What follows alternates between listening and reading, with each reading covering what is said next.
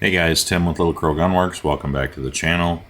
Today we are going to talk about seating depth and seating depth consistency and how important it is and why. Before I do that, I'd like to say thank you to all you guys that have chosen to stick with us thus far and keep following this along. I'm getting a ton of feedback from a lot of guys that are professing how much this is really helping them and how their guns are that they've applied this methodology to are shooting much better than they ever have, and getting a lot of positive vibes coming back our way. So keep that up. I'd like to say thank you to you guys that are sharing and are taking the time and investing in your reloading future and trying this process. Seems like it's working really well for a lot of you, so I want to thank you for that. So I guess let's just dive right in here and talk about seating depth consistency. I think this is way more important than the amount of lip service that it gets. The only real, I guess, splash that I've seen on YouTube regarding seating depth consistency and how important it is was done by Eric Cortina. He did a couple videos years back. I think they're called Chasing the Lands is Stupid. And if you guys haven't seen those videos, I suggest you go watch both of them. It's a little redundant. They both kind of say the same thing, but there's the videos I think are called Chasing the Lands is Stupid Part 1 and Part 2 or something like that. But Eric does a pretty good job of describing why it's important and laying out how this works, and I'm going to say I agree with everything he says in those videos and the way he describes it. In my experience, I have seen exactly what he lays out in those videos, and I think how sensitive seating depth is super important, and it's way more sensitive than most people think it is. I don't know that I believe that certain bullets like a certain amount of jump. I'm not sure that I would go that far, but I would agree that seating depth, you can use seating depth to tune any load. You can use seating depth also to tune factory ammo. I'm not saying I recommend that, but I've done it personally, and you can take factory ammo and just do a seating depth test and test different, seat the bullets deeper and test different amounts of jump, and you will see changes in group sizes. Generally, it's not going to have a massive effect on how well the rifle or that ammo can group, but on an extreme case, I personally have done a seating depth test on factory ammo and got a gun to go from shooting like 10-inch groups to like 3/8 inch groups without any other changes. And it was using Federal Premium, I don't think it was Fusion, I think it was their Trophy Copper ammo, where I actually pulled the bullets out and then seated them back in and got them closer to the rifling than they were from the factory. And the gun literally went from shooting 10-inch groups to like almost one-hole groups.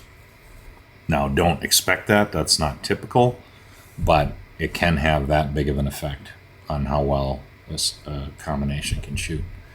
So I think we'll dive into the screen recording here and talk about this more as we go along, but yeah, let's get this revved up here. 3, 2, 1, and we're live. Okay, so we have our Pareto distribution plot back up, and early on in the series, you guys probably noticed, maybe you did, maybe you didn't, because of what we were talking about. We have cartridge selection at the top, powder selection, bullet selection. We got all that figured out, right? What's next? Seating depth consistency. And the reason I put seating depth consistency and not just seating depth in general is because, like what I just said, I don't think certain bullets like a certain amount of jump. I don't know that I believe that. I think in general, bullets like to be closer to the rifling than far away. but I've still seen things, rifles shoot amazing, jumping bullets like a 1/4 inch. So I don't know that you have to be close to the rifling to get something to shoot well. And I don't know that I believe that certain bullets like a certain amount of jump, but I do believe that the windows of seating depth where things will shoot best are very small, like what Cortina talked about in his video and what I've seen online from Hall of Fame bench rest shooters and that sort of thing. The window of seating depth is super important, and they're very small. We'll go into that here. And then I have seating depth consistency as ranking as more important than you see all these other things. And again, this was a general Pareto graph. It's not necessarily like for long range it'd be different, for short range bench rest it'd be different. Like these things are a little bit fluid, but I have it ranked under these top 3 because I think it's that important. So let's start out by going to, remember this slide from the last video where we selected not necessarily our final loads, but the areas that we wanted to pursue further. So what I decided to do with this was I said, okay, I want to take one of these loads from the higher charge weight range and perform a seating depth test on it, and then also take one from the lower range and perform a seating depth test on it. And I've had, side note, I've had guys comment on my cursor and that it's hard to see, and I'm trying out a new variation. It won't let me make the cursor any bigger, but I'm trying out a green circle, and then as I move it, it has like a red tail. So I'm trying that color contrast of red and green to try to hopefully make it stand out more so you guys can follow along and see what I'm talking about. So what I decided to do with this, because when I shot this ladder test, the temperature was whatever, 44 degrees or something like that, and I was going into December, and I knew it was only going to get colder every time I shot it. I thought, well, on this higher charge, I decided to pick 43.2 grains, even though it's not the smallest group in this cluster, because I had a feeling that this is what was going to shoot the best, and I thought, well, as it gets colder, it's going to act more like this lower charge weight and hopefully not, blow out to this 806 on 42.8 grains. But I thought, well, it's going to be getting colder, so I'll start with this one on this area of charge weight, start with 43.2 grains and do a seating depth test. And then in the lower range, I decided to pick the one with the smallest group that shot this sub 50 thousandths group. I decided to test 41.8 grains. So now what we'll do is we'll start with the lower charge, 41.8 grains, show you the seating depth test and talk about the increments that I used for that. And then also, once I figured out the seating depth window that it wanted, I went, okay, here's where I think it wants to shoot best. Now let's test 0.2 of a grain higher and 0.2 of a grain lower in those same seating depths and try to find a cluster or an area where it's doing what I want it, where it's doing what I want it to do.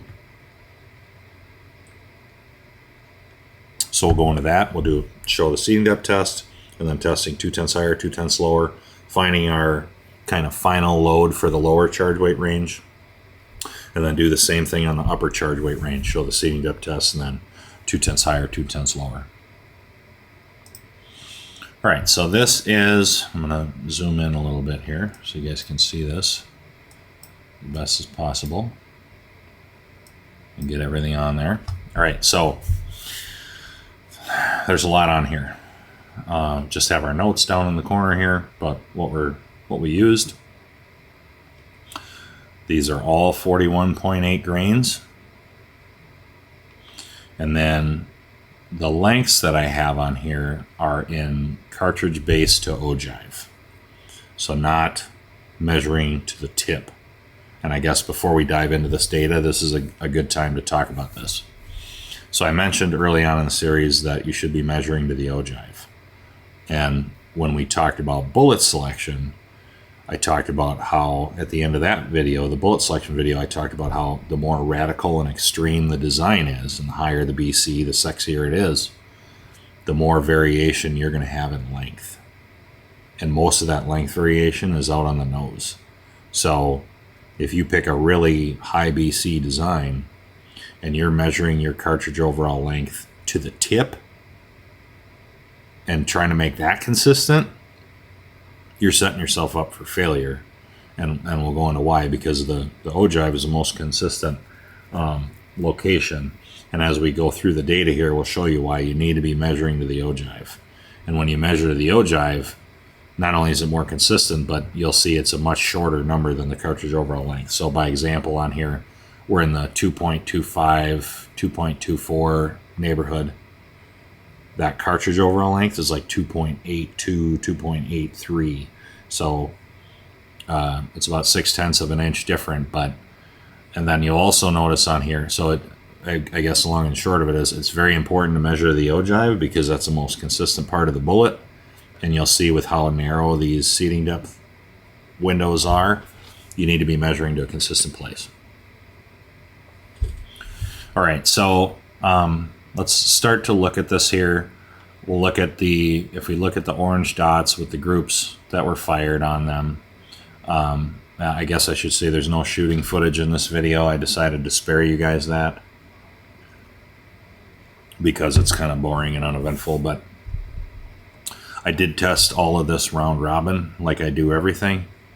So I probably started, I can go back and look at the data, or look at the video, but I think I started by shooting one shot of this longest seating depth, then one shot of the second, all the way down, and then came all the way back and then went all the way down again. So none of these were shot sequentially. It was all round robin for all the testing you're going to see in this video.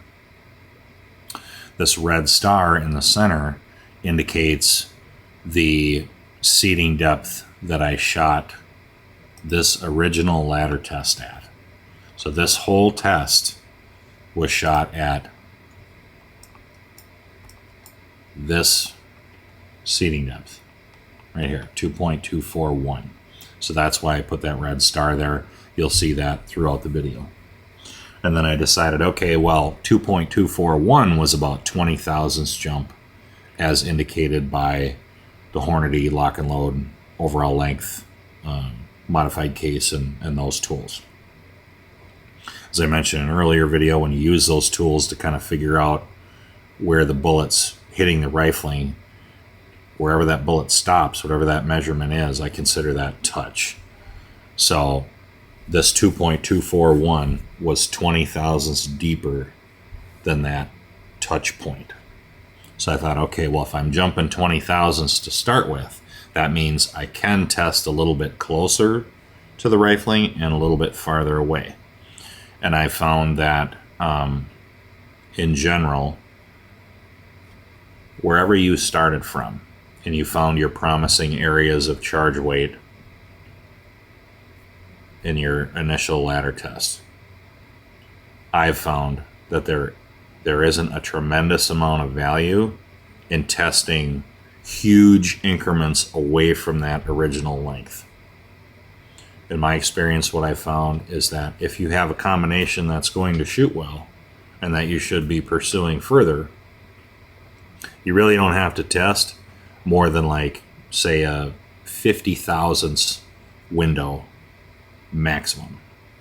And if you guys notice, these increments that I'm testing in are only 3 thousandths of an inch, which is like the thickness of a sheet of paper. Like, that's all the bigger my increments are. National level bench rest guys will test even smaller than that, 2 or even 1,000. There's a YouTube video it's a podcast that Eric Cortina did with Jeff Pinehurst, I believe. And he talked about how changing his seating depth by 1,000th of an inch made all the difference. So that should tell you something. Like, these things are way more sensitive than you've been led to believe they are. And testing in bigger increments than 3 thousandths of an inch, in my opinion, is a waste of time. Because these areas where these things want to shoot are only like 4 to 9 thousandths wide. So if you're testing in 5 or 10 or 20 or 30 thousandths jump increments, you're jumping over likely the best loads. So we see that our increments here are only in 3 thousandths of an inch. So if I started at 20 thousandths jump and I test longer and shorter, and now I didn't test a 50 thousandths window for this, like I just said, in 3 thousandths increments, because I was limited on components and I was testing so thoroughly with increment size and all that stuff, I thought, well, this thing's shooting pretty damn good already. I'm just going to test a little bit longer and a little bit shorter and make sure that I'm in a good place. And it's when I go back and test again, it's not falling apart. So this first seating depth, 2.241 inches, was 20 thousandths jump, which means 2.44 is 17 thousandths jump, and 14 and 11 and 8. So 2.253 is only 8 thousandths jump. And likewise going the other way, 23, 26, 29, and 32 thousandths jump. That's all I tested. And what we see here, if we start to look at the data, obviously because they're all the same charge weight, our average velocities are fairly consistent. There is some variation. I guess this is a good point in time to talk about this now too. When we talked about powder selection, I talked about how selecting an appropriate powder that's an ideal burn rate is going to give you the best opportunity to have not only a consistent load, but small groups and a really good extreme spread. You saw that in the equipment selection video, I'm using a top of the line scale. And I'm weighing everything pretty much to the kernel. Well, despite that, you see here that we have a lot of variation in extreme spread. And I told you guys early on when we did component selection that I was going to say when and where using low quality brass rears its ugly head. And there's 2 places that it does that. Well, there's more than 2, but the biggest 2 that you're going to see from testing are the extreme spread, and then also when you're shooting at long range. I'll show you when we get to the shooting long range where that pops up. But the first one that you'll see here is extreme spread, where I'm weighing everything to the kernel. I'm sizing everything perfectly consistently. I'm getting perfect amounts of shoulder bump. I'm doing everything as flawlessly as I can.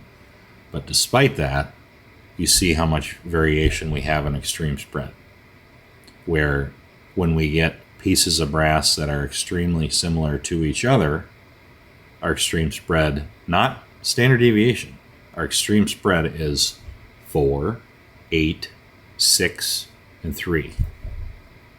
But when we get a piece or 2 of brass in there that is quite a bit different from the norm, our extreme spreads go up into the 20s and 30s, which really the standard deviation would still be in the single digits. So for those of you that use standard deviation, still pretty good. Not great by my standards, but still not horrible. And then if we start looking at vertical, which I mentioned in earlier videos that I'm a long range guy, so that's more important to me than necessarily the group size, especially if the group's a little bit bigger. Like if we look at 2.232 here, we see the group is a 692. It's all horizontal. That doesn't really matter to me, because that, when you shoot at long range, we'll go into this more in the long range videos, but when you shoot at long range, if we look at the dispersion that a 692 wide group would have at long range, the natural dispersion is going to be, say, whatever, this much. Well, at that given distance, if you get the wind wrong by 1 mile an hour either way, that's going to make the group 2 to 3 times wider than just that natural dispersion of having a wide group at 100 yards. So I don't really care if the group's wide. And like I already mentioned in a previous video, some of that's due to wind, because I'm not shooting in a tunnel or in a building. I'm getting some horizontal drift due to the variation of the wind and the natural dispersion, like I mentioned in the last video. So I don't really care that that's 692 wide. What I do care about is it's only 22 thousandths tall, meaning there, you can see here, there's virtually no variation in height. That's way more important to me. So I don't really care too much about how wide the groups are. I care about average point of impact location, as I mentioned, and how tall is the group. So if we look at this, we go, okay, where of these seating depths, what do we see here? Look at our shortest seating depth with the most amount of jump. We have virtually no vertical. Average point of impact location is about right here. We go to the next one. You see the trend, see how it's a little bit lower, but it's still doing the same thing. Pretty wide, and at average point of impact location is very similar, but it is starting to drop down. Now we go to the next one, average point of impact location is identical. Next seating depth, same thing. We did get one flyer here. That can be due to the low quality brass, can be due to the natural dispersion. I'm erring more towards something goofy, whether it's a bullet, bad neck tension, something, or just a random dispersion. I don't think it's that though. And we look at the next one, average point of impact location is still about the same and still very short. Now after this, the groups start getting bigger. We start getting more vertical. We see we're up to a 298 on the vertical for this one, 2.244. Our vertical is up to 298, almost 3/4 of an inch wide. Spit one out the bottom. Go to the next one, we're even taller, and you'll notice basically from here on out, from 2.244, as we get closer to the rifling, the average point of impact location starts drifting up. Or by the time we get to the longest length, that has the highest average point of impact location, which I don't like to see. I'm trying to find a window in here that's forgiving. So I'm trying to find 3 to 4 seating depths in a row that have the same average point of impact location and shoot as short as possible. And again, I don't really care about the width, and I'm not as concerned about the extreme spread. Because what I've found is that if we just look at this in two blocks, we look at the two halves. If we look at the right side here, we see on average it's shot way flatter than the left half, right? But the areas that shot the best as far as being flatter over here, well, our extreme spreads are 36, 34, and 3. And then on this half, we have a lot more vertical with similar extreme spreads. Well, let's say these extreme spreads were all low, say around 10 feet per second. And on this side, they're low 30s like they are. But we have about half of the amount of average vertical on this side that we do on this side. In my experience, in general, I've found that in the first 1,000 yards, the groups shooting flat at 100 is more important than having a low ES. Now, if you're shooting ELR, their level of importance starts to level out, and I think the farther you shoot, the more important extreme spread is. But a lot of guys think that, out to 500 yards, you have to have a low ES, which in our videos, I've proven that wrong. I don't know how many, countless times. But I think even in the first 1,000 yards, the ES is less important than you guys have been led to believe. I think the gun shooting super flat at 100 and being consistent across seating depth and consistent across charge weight is way more important than having the lowest ES possible. So the fact that this ES is 36 and this one's 34, that doesn't bother me at all. I know that that is a factor of the pieces of brass that went into, these individual cartridges. I know the process is sound because I'm getting extreme spreads of 3, 6, 8, and 4. So I know it's not the process. It's something about it. It's either the brass or the bullets. I'm erring on the side of the brass because, we use cheap PMC brass that was from factory ammo. So if we look at this, the area that stands out to me as worth pursuing further and kind of where we want to be for seating depth is from our original seating depth here, 2.241, to the shorter end of things. So from 20 thousandths jump to 32 thousandths jump. This area is where this thing wants to be.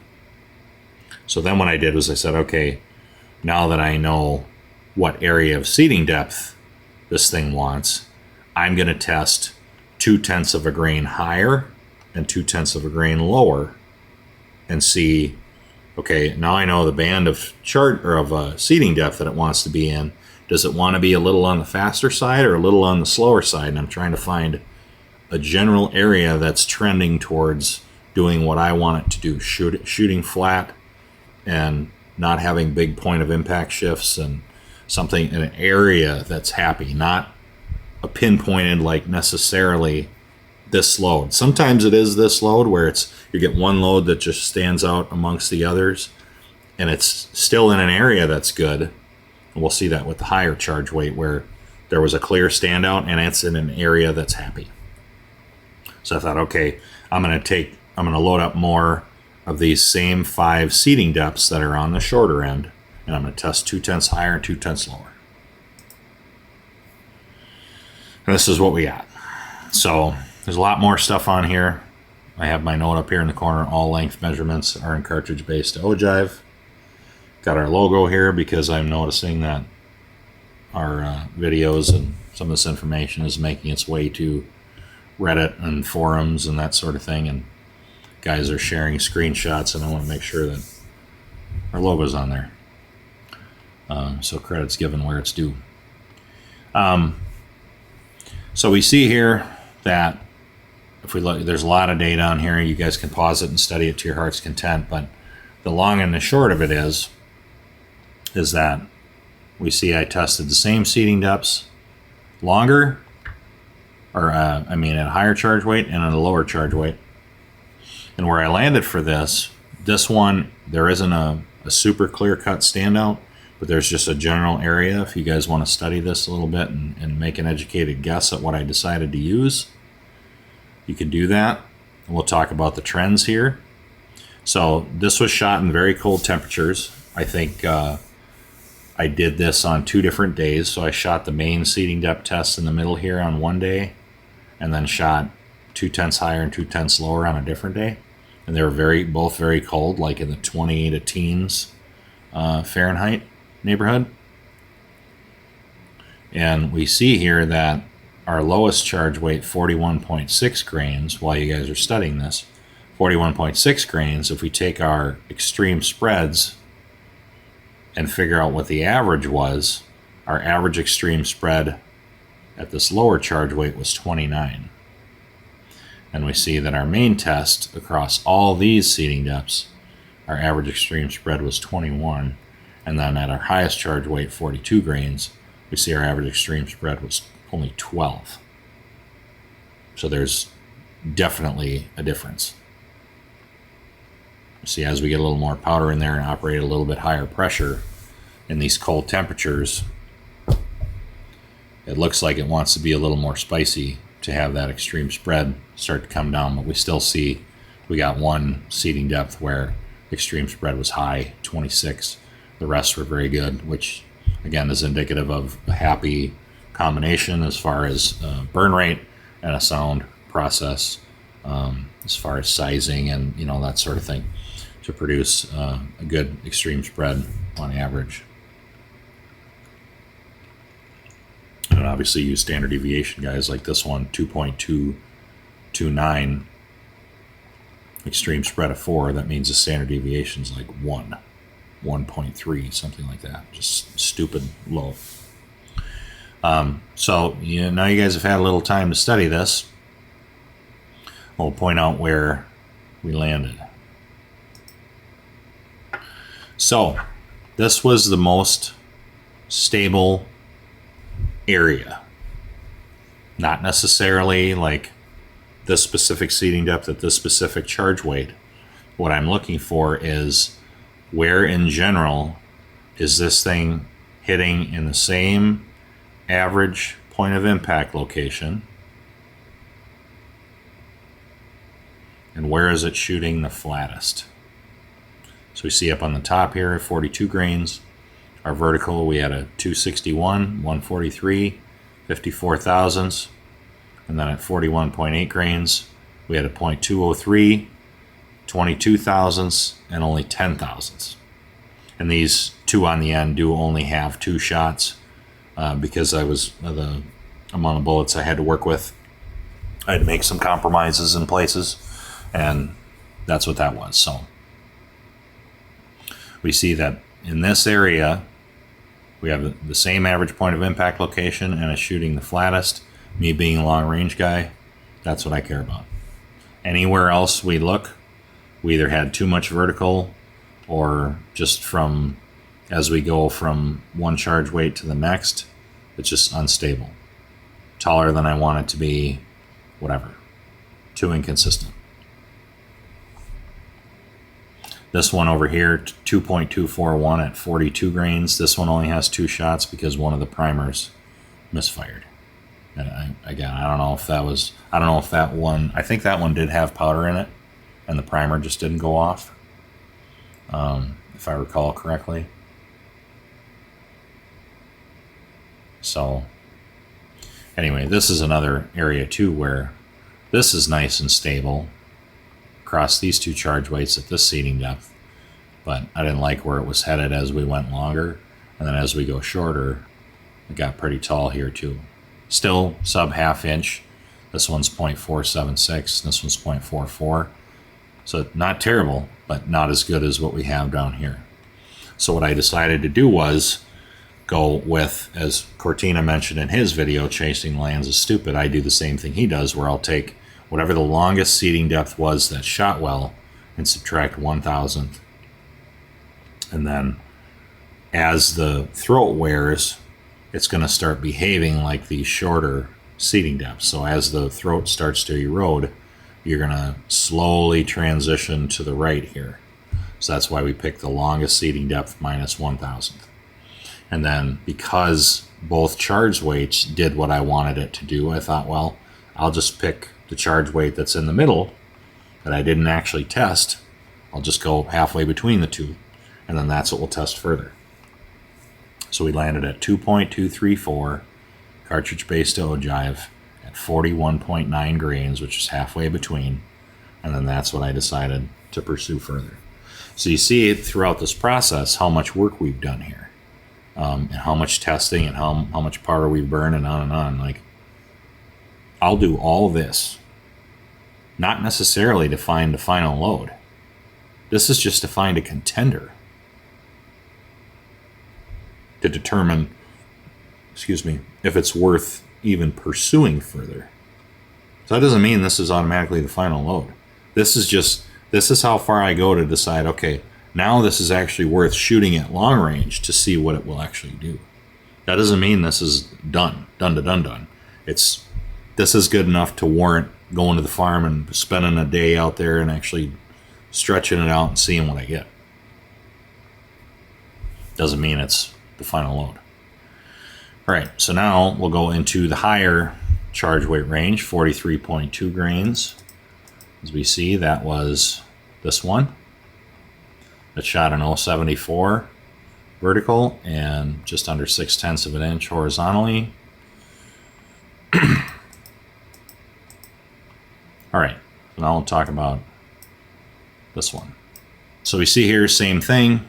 Red star indicates where the seating depth we started with originally.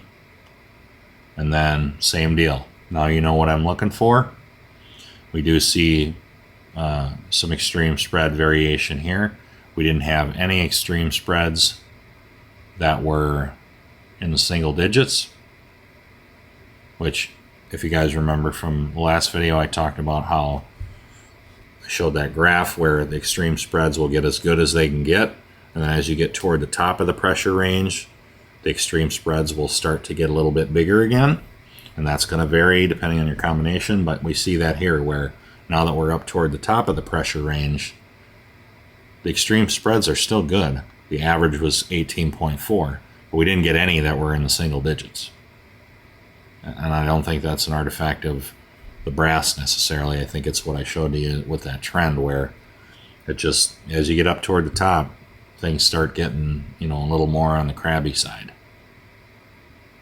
And now that you guys know what I'm looking for, we see this, okay? Where did I end up landing? Where did I get 3 to 4 seating depths in a row that shot super short and had the same average point of impact location? Right through here. So you see the seating depth we started at, 2.241, shot a 326 for the vertical. And as we go longer, so remember our lower charge weight, we had to go shorter. And on our higher charge weight here, we have to go longer. So see, it's not universal. The best area of seating depth depends on how much powder you have in there. That's why I don't really necessarily believe that it's, okay, this bullet likes this seating depth. I think it varies.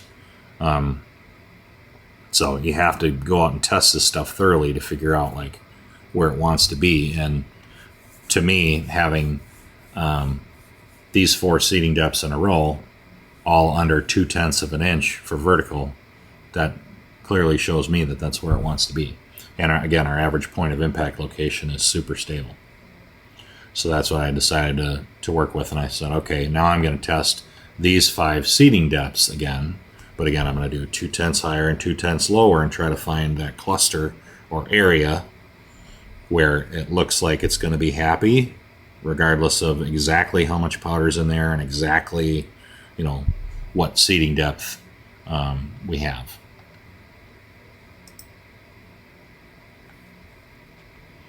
So here we see the same thing. So tested 0.2 of a grain higher and 0.2 of a grain lower. So we see, we'll start at the top here. We see as we go up in powder, our extreme spread actually got a little bit better. We did get one in the single digits. However, in general, a lot more erratic. Group sizes are bigger. I've mentioned this in other videos and other series. As you start to get near the top, a lot of times what you'll see is the extreme spread will get higher, but remember I showed on the graph on the last video, it'll start to trend higher, but you can still have charge weights where, the ES will be better than the previous charge weight, but in general it's trending toward the extreme spread being higher. I've also said that as you get towards the top of the pressure range, the group sizes will get bigger, where it'll start to spit shots here and there, and we see some of that going on. We got some 2 together, 1 out going on up here. And in general, our average point of impact location is not stable.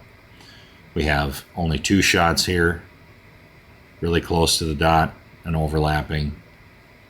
Next seating depth longer, average point of impact location shifts and it's higher, so it's to the right and higher. Then we're a little bit more back to center on this one, then back up and to the right on this one, and now we're more to the left, to the 10:30, 11 o'clock over here. So you see it's kind of moving up and down and around, and it's not terrible, but it's not as good as what we have going on down on the bottom here. And again, our average group size, other than this pair, our average group size is 1/2 inch or bigger. So it's just starting to get crabby. As we go to the bottom, we see it's quite a bit more stable. So this seating depth that we started at, when we go 0.2 lower, it's still got a little bit more vertical on it, like our 43.2 grain at that same seating depth. It's getting a little bit taller. Then as we go longer and go toward the rifling, this thing really gets happy. So 2.244 at 43 grains, we see we only have 76 thousandths of vertical. Almost nothing. Go 1 seating depth longer, and we get our proverbial one hole group where we only have 85 thousandths of vertical, a little over 1/10 of an inch total group size, extreme spread of 3. Just really happy there.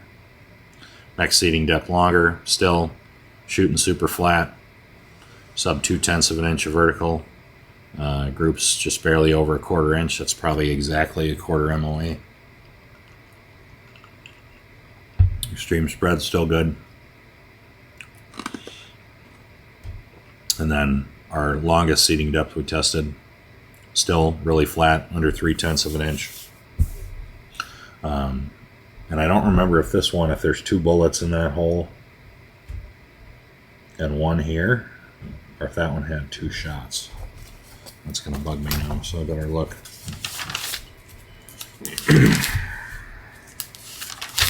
Cue the Jeopardy music. 43 grains. Yeah, so that one had another misfire there.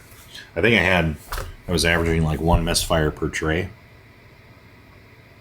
which is weird. Again, I don't know if it was all the primers or I had 1 piece of brass that had like a goofy primer cup depth, primer pocket depth, or what. But anyway, we see here shooting super flat. Where's our cluster, our area where it's most happy? Right here. All right, so we see our average point of impact location, pretty much identical.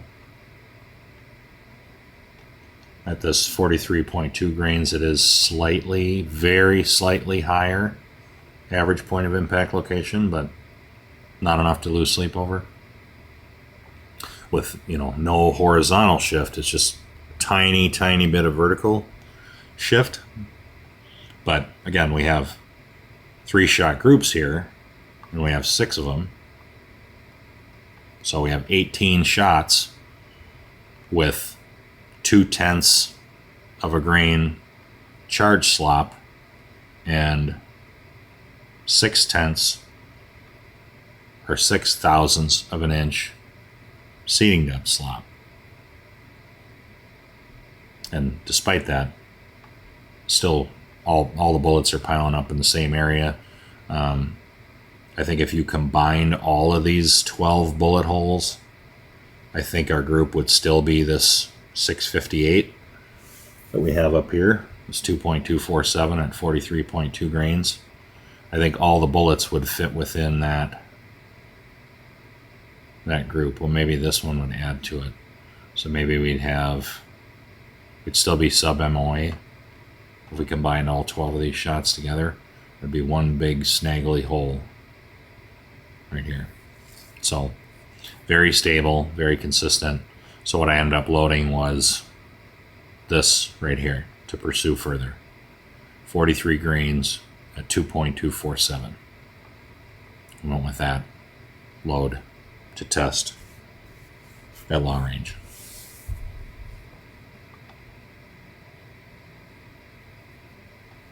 So another thing I should talk about is we see here how sensitive this is. We only have approximately 6/1000ths of an inch on both of these loads, the high load and the faster load and the slower load, where it's as stable and as consistent as we can get it. Why is that relevant? Well, with factory ammo, what you're going to see if you just take a box of factory ammo and measure to the ogive is that in general, this seating depth test that you see here, this one and the other one, where we're testing 3, 6, 9, 12, 15, 18, 21, 24 thousandths of seating depth variation, you're going to have at least that, in my experience. 24 thousandths plus of seating depth variation in one box of factory ammo. And you can see how that changes things. Now, this is kind of an ideal situation. In general, The groups are not going to stay this similar, and the average point of impact location is not going to stay this similar across 24 thousandths of seating depth variation. Most of the time, it's going to cause it to jump all over the place. But when you're shooting factory ammo, that's what you have to deal with. 24 thousandths of seating depth slop is nothing for factory ammo. It's usually much worse than that. So this is one of the benefits of hand loading and doing things the way that I showed in this video series, is that it allows you to seat everything perfectly to the thousandth, so that way when you land on your final load, you're not having big slop in seating depth. And what I talked about too, having and this is a good time to talk about that, having a good scale and weighing the powder as consistently as you can allows you to kind of ride this razor blade and pinpoint this exact area where it wants to be, where you see we're testing 0.2 of a grain increments. Well, if you're using a powder measure to weigh your powder, and you're not checking every charge you throw on a scale and making sure that it's perfect, you can have like almost a grain worth of powder slop. This having only 0.4 of variation here, we see how different it's shot with these same seating depths. Like, look at here, we're averaging like 1/8 of an inch of vertical with, I don't know, an average of a 1/4 inch group. Well, if you just go 0.4 higher, look at how bad it gets relatively. Where now we're up to, more like 3/8 of vertical and an average group size of 3/4 with same seating depths, just by changing, just by adding 0.4 of a grain of powder. So you guys see, I hope you see like how sensitive this stuff is and how small these areas are that want to be consistent. It's not as simple as, just throw, approximately this amount of powder in it and approximately seat it to approximately this amount of jump and it's going to shoot. It's not that simple. One thing I noticed here too, you see this is where our one MOA group made its appearance. This was the worst group fired in the whole series right here. 1.101. Or I don't know why that one jumped out. Could that have been me? Maybe. I doubt it. I bet it's just, the random dispersion like we talked about, where even if you do everything the same every time, you're still going to get these shots that jump out that go towards, the larger aggregate. But this is where that one group that was over 1 inch made its appearance, was in the seating depth test. So I think that's it. I think hopefully that came across clearly and you guys see what we're after. We're not necessarily looking for the spot on the spot. In this instance, it happened to be this charge weight and the seating depth that shot the best, so that's what I loaded and tested further. If I had more components, I would have went down again and tested 42.8 grains to see, if I could get a little bit slower and it still stayed together and did what I wanted it to do. But I didn't have the excess components to do that with what I wanted to test at long range and the final steel shoot at the end. I didn't have the components to spare, so I didn't do it. But in general, personally, if I had, unlimited stuff, I would test 42.8 grains at those same seating depths and, probably test all 5 of those seating depths, but test it at 42.8 and just see what it's doing down there, just so I know. But I think that's it. Now next, what we're going to do is take this load, this faster load, and this slower load, and shoot them at 640 yards and see how they hold up. So now we have 2 contenders. We're going to see how they hold up at longer ranges, and then there's also a couple other variables that I test too. So next video will be out at the farm shooting long range. There'll be a lot of target shooting footage, and you'll see me on the gun again, and we'll do all that testing, and then we'll analyze the data and see I'll show you guys how I pick winners and losers, and start to do that at long range. So thank you guys. I really appreciate you. Like, subscribe, share with your buddies, all that good stuff, and we'll see you next time.